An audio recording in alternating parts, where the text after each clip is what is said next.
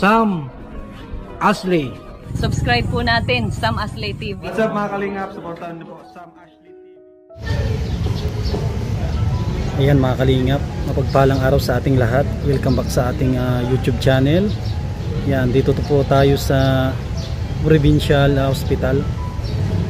Muli po nating dinalaw si Tatay Tutoy. Dinalhan po natin ng pagkain. Ito po yung sitwasyon dito. Araw-araw ang daming labas-pasok.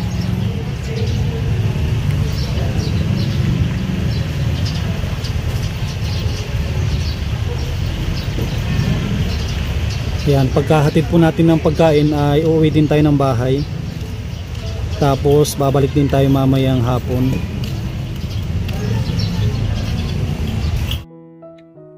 Hindi ka na mag-aglinti po. Hindi na yan. Yan lang. Para makakain ka ng makakain ka ng tinola. Yan o, tinulang manok. Tapos bigay ng ospital yung yung pagkain. Magsunto lang sa mantika yung Yung pansit.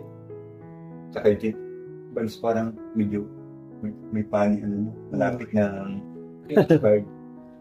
Sa ngayon, Tatay Tutoy, kamusta yung pakiramdam mo? Ay, nakakatulog na ako ng Katulog ka na maayos? kagabi hindi ko maintindihan kung saan papasok yung pani. Hindi naman.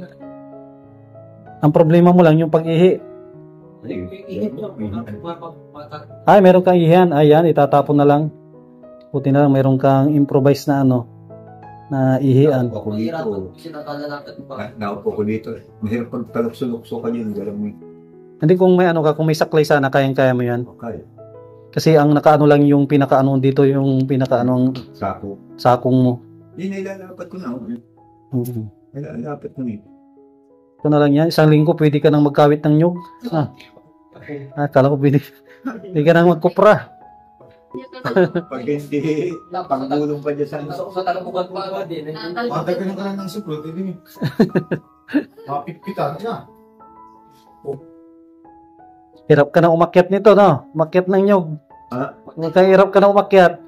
Kasi yan, yung balat niya. Balat. Masakit yan. Kahit sabihin natin na kahit naghilom na yan. Kahit naghilom na yan, masakit yan sa ilalim. Lasang taon to guys. Patatlo na ito. Patatlo ko nang hindi paglakad dito. Yung salitid. Ulitin. Tapos yung nadali ko dito nabagsakan ko ng kahoy. Lubog yan. Nga. Patatlo ko ito. Puro kanan, no? Puro kanan ang nadadali. Na masabi ang Panginoon Diyos, wala ka ng pahinga. Subukan ka. Kamusta na kayo yung dalaga mo doon? Baka umiyak na yan. Baka umiyak na yung dalaga mo at laging katabi mo lagi sa pagtulog. Sabi ko mainit. Sabi ko, hindi ko ito ginusto. Siguro hinahanap ka nun. Nagtataka yun siguro bakit hindi ka na uwi. Sinabi mo niya yung ate niya. Pero hindi ka pa niya nakita siguro na ganyan. Ang dami palang sugat pag natanggal na yung hanggang kamay. Ang dami. Yun nga, protection sa ulo. Hawak ko yung helmet ko. Naisip ko yung mabasag. Unang bagsak ko yung mabasag ay. Pangalawang bagsak ko ay wala na siya. Ganun nga. Yung pangalawang bagsak ko yun na. Sagsag na ako sa... Lipad yung helmet. Wala na. Buti lang dito sa kwarto mo, medyo malamig-lamig at may aircon. Lalo pag natutulungan ng electric fan. Hindi na gana. Ang ganda itong electric fan mo. Hindi maingay din pala. Hindi maingay siya. Tama lang ito sa labas na may balkon. Ay, oo, maganda yan. Ganda yan, tsaka hindi maingay. Isipit lang doon sa Isipit lang doon sa may sandalan. Kahoy. Tsaka iba pa rin na magpahinga sa bahay. Kaysa andito ka. Makakapagawa-gawa pa sa bahay. Ay kung mabuti nga na ano po niya nakapagbubong ka na. Tapos ang kasunod naman yung bubong ng banglat. Pagkatapos ng banglat, ang lugar si ma'am. Tsaka sinabi ni Ate ng Silim na ano, wag mo munang isipin na makabalik agad ng trabaho.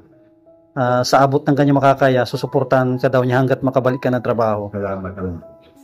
Kaya wag kang muna magpumilit na lumabas agad. At si Ate daw ay matulong sa iyo.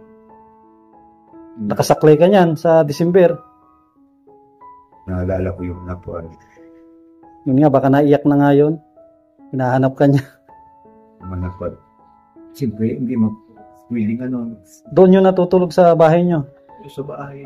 Tirahin. Hindi doon natutulog sa mismong bahay niyo. Takot doon. Ayaw doon at siyang kasama. Yun lang. Pero hindi niya nabilis na libo. Iba rin ang pag-aarubat ng mga ulam. Ay, oo. So, mga kasi pag sinusubukan ko pa para mabilis kumain. Yan lang naman, yung inoperahan lang naman ang kailangan mong dyan. Pag yan ay okay na, buti nga walang nabali sa'yo eh. Gagalaw ko naman. Gagalaw ko. Ano yan? Sunod na taon pwede na yan. Mga January, magaling-galing na yan. Makalakad-lakad ka na rin. At nadali lang naman dyan, balat. Wala. Ang mahirap dyan kung nabalian ka.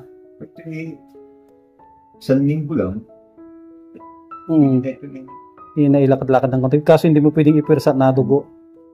Siyempre yung sugat. Dapat yan niya palagi may binda din. Para hindi maaalikabukan. Mahirap ka. Ang kalaban dyan kasi may infection. Medyas lang.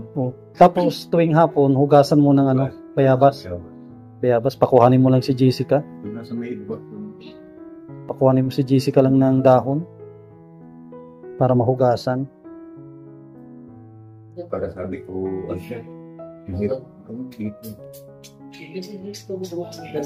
Kung magtagal ka dito kahit isang linggo, at least libre ang pagkain. Parang hindi mo ako nabubusog. Hindi ka.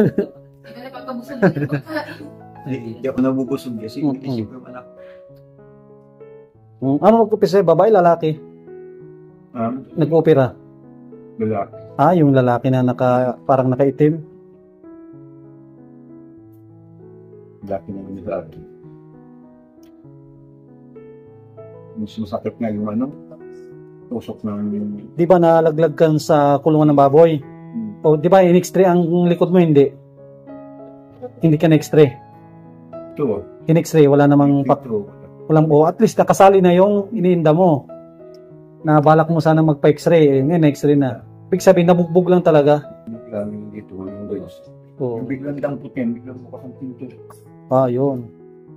Talagang iinday mo na minsan halos hindi ka makahinga. Kaya nga kasi tumukod yung sa tutulis. Nabugbog. Dapat hinihilot-hilot mo saan. Naganggan ko na yun. Hindi ka din.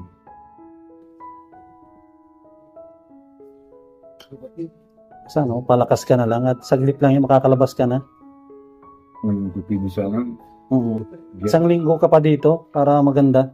Yan si ang kalabas. Para clear na lahat.